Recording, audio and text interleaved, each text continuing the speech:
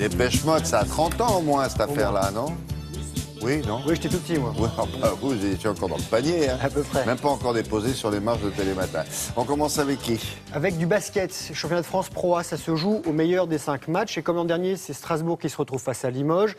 Et là, c'est Limoges qui a repris, avec le troisième match, qui a repris les devants. On regarde ce qui s'est passé dans leur salle de beau blanc, chauffé à blanc, les Limogeaux en blanc. Ils remportent le match 3 de cette finale 71-59.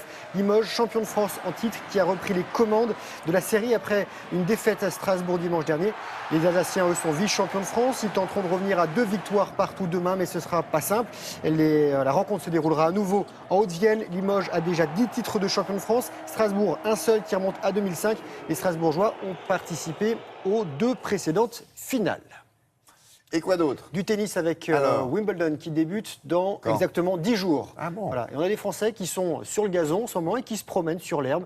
On va commencer par les filles avec, regardez, Kristina Mladenovic, 43e mondiale, qui se hisse en quart de finale à Birmingham en Angleterre après avoir éliminé la Canadienne Eugénie Bouchard, tête de série numéro 5.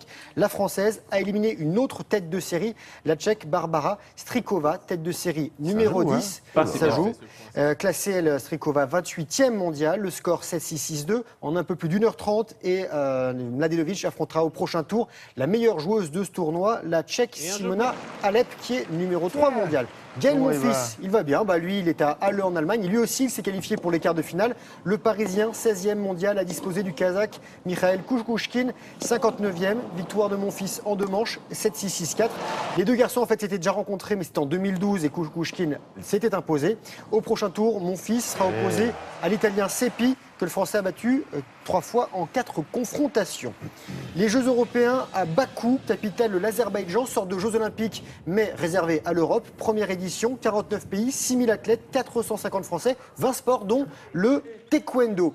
En bleu, la Française Abi Niaré, qui était face à la Turque Nour Tahtar. Et c'était un combat pour la médaille de bronze. La Française a perdu dans la catégorie de moins de 67 kilos. Niaré, qui est championne du monde 2013, était revenue pourtant à 7 partout à 20 secondes de la fin. Elle a encaissé un ultime point sur le gong face à cette vice-championne du monde 2015.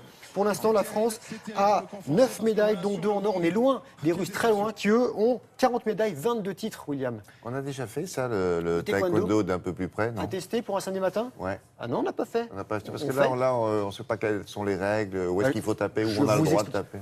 Je vous fais ça.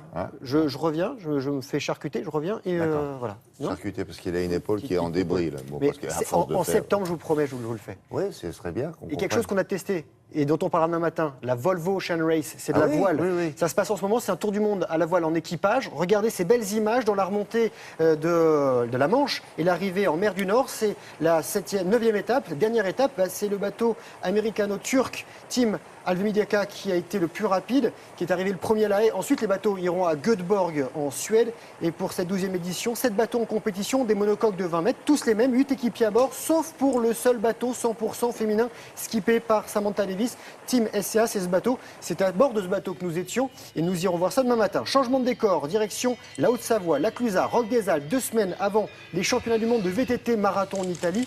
Et il y a 4500 participants, plusieurs formats courts, l'épreuve de 51 km. Victoire de l'Allemand Weber en 2h45.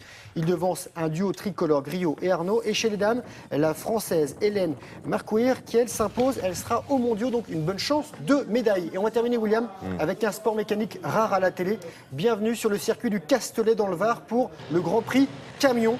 Camion de course, c'est avant tout un camion de série, celui que vous croisez sur la route. On a enlevé la remorque, bien sûr. Il a été rabaissé, allégé, un moteur boosté à 1000 chevaux. Et pour être équitable pour toutes les équipes et pour des raisons de sécurité, la vitesse est limitée à 160 km/h. Nous avions testé, ça va extrêmement vite, c'est impressionnant. Et ils seront du côté du Gers, dans le Nogaro, au circuit de Nogaro ce week-end. Allez voir, parce que c'est un beau spectacle. Maximum 160 dans les lignes droites, quoi. Ligne droite. D'accord, merci beaucoup. À très bientôt. Dans l'actualité.